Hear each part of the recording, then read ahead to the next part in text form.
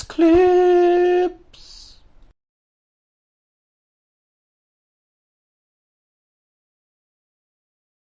Alrighty, YouTubes, another one of Kip's clips. So I'm going to try to wear a different hat every clip. Mix it up a bit, why not? This is my Dick Tracy hat. Anyway, another one of Kip's clips. So, as you might be able to see up there, communism versus capitalism. And I just want to give something, I just want to share something I've been thinking about. Maybe it'll give you something to think about. Just a wee extra layer of curiosity or understanding, who knows. But anyway, I started thinking along these ways when James Goddard just started shouting communist at me. And I'm like, what the heck? Right, now I understand he's an idiot, right? So he's just reactionary, thrown back long words that he thinks are powerful. It's fucking true. Communist, communist, communist, communist. I'm like, why does he think I'm a communist? Why does he think I'm a communist? And then, you know, because it's like right now we're all getting, everything's very polarising. So I wanted to add in a dimension of certain players in the commie versus capitalism, left versus right. It's kind of, it seems to be wrapped up in that right now, you know. It seems like even, I'll use two examples, the UK and America, where during the Cold War, and the build up to it and stuff, like being a communist was seen or leaning towards communism, or the extreme left or socialism was seen as a very negative thing by the vast majority of the population. Where we're at the moment, it seems to be a wee bit more balanced or unbalanced, who knows.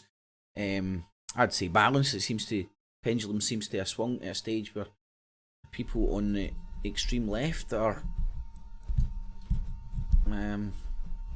or people on the persuasion of socialism or communism seem to be getting their voices heard yet again, and the dirty old commie tag getting flung at them doesn't seem to be having the same effect anymore. You know, it's been used too much. But with this kind of polarisation of the nation, the world, the Western democracies, there's players that I argue are very strong in this fight, but never get mentioned. And I think it's worthwhile mentioning it, so I'll just get straight to it. Said beating around the bush, right? So let's see. Communism and religion. You know, out of all the, like, if you listen to people from the right trying to talk negatively about communism, they'll say lots of stuff, but they'll never touch on the aspect that the every organised religion in the world doesn't like communism, because communism is an atheist system.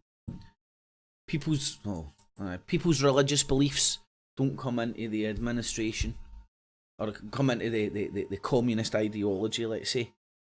And I know people always think, oh, religion, every one of them's, oh, the religion of peace. Like, I would argue, I'm going to pull a number out my ass here, right? But you will get the gist of what I'm, like, well, let me don't even pull a number. Most deaths, wars, people willing to kill other human beings for bullcrap reasons, most or a lot of it comes from blindly believing in magic men in the sky because these stories have been inherently whipped and ground into generations of humans for ages. And these religions have a lot of power in Western democracies. These powers, these religions, all organised religions, have lots of power in Western capitalist democracies. That power would be a lot less, if not completely took away from them, if anybody implemented a communist society. Now, in fact, here's an ignorance of mine. I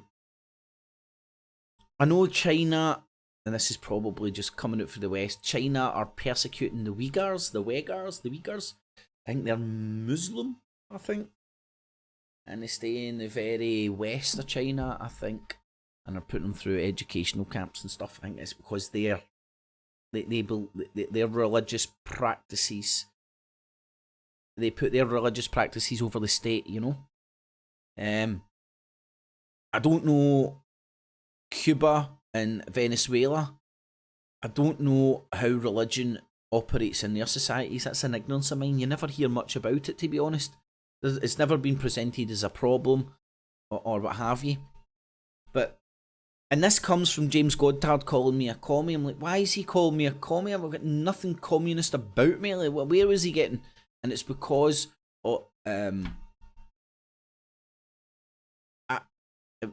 he's so staunchly religious, and we're religious fundamentalists, and this has bled into the truth community and the truther industrial complex. Anybody who might suggest of trying to set up some sort of a system where magic men in the sky have no fucking part in it. Communist, Satanist, communist. And I started seeing like the pattern of all these crazy religious people who anybody that wants to try here, like, and I think this has got to be sensible. And this isn't, I'm not anti-religious, but in the administration and the functioning and the running of a state or a country, whatever you want to call it, religion should no way come fucking anywhere near it. Men in fancy frocks shouldn't have anywhere near any power or influence within this system. America was set up like that, but then somehow just completely went and done a completely 180. And it seems almost unthinkable. And America wasn't originally like that, by the way. Go and look at your history. And originally, like, religion had the organised religions had no part to play in the administration of that corporation called the United States. But here in the UK, you've got, what is it, the archbishops, and you've got all sorts of crazy religious. And remember the Queen. The Queen herself is a pope. She's the head of the church. So our head of state is a pope, right? So to stay in a delusion, the British democracy isn't influenced by religion. Nuts. Crazy to think that our head of state is a pope. If that happened anywhere else, we would be when it happens elsewhere, the British propaganda machine point and go, dictator, uneven, how long's it going to be before a democratic vote? Look, this religion's dominating this one state, because they can't get their man into power because it's a different dynasty, or China as an example. Anyway, so again, hopefully more questions than answers. I just want to interject this little known player here when it comes to geopolitics and the argument between capitalism and communism. It's like the narrative of World War II. One of the players that's left out now, like, obviously you had the fascists, let's call them in the middle. You had the Anglo-American Britain and America alliance, and then you had the commies in the east. Now, obviously, the commies, Russia, and the capitalists came together to crush the fascists. Who was their what am I trying to look for? What's the right words I'm looking for? Do you know sometimes you say your enemy's enemy is your enemy? Oh no, sometimes your enemy's enemy is your friend. Aye, I think that's it. Sometimes your enemy's enemy is your friend. So, who were the fascists both fighting? Now, fascists were fighting not only the communist political ideology, but the fact that there would be a state created away from religion, because the Nazis were in bed with the Pope, right? And the Nazis were in bed with the Pope. That's where they got their sanctioned religion from, and they were fighting the Allies who got their sanctioned religion from the other Pope, the Queen of the free world. And who else were the Nazis persecuting? And you can go and check this out, man. It's like that. I'm on a... Anyway, you can go and check this out, because it isn't coming from me. It's coming from the Freemasons themselves. Funnily enough, the people who were fighting the free world were persecuting Freemasons as well. And the Freemasons they were persecuting were commie Freemasons as well as capitalist Freemasons. And then when they both crushed the Pope's sanctioned whatnot in the middle, Hitler, then they started on each other and each other's ideology. But again, I would argue like religion had a very big part to play in that. Nobody talks about it's kind of swept under the table, isn't it? Not a lot of people approach like sort of where Hitler went to church, what God he prayed to, how he was in bed with the Pope. Where did the other sides get their religion from? Well, the commies didn't have one. Problem for anybody with a Pope. Queen.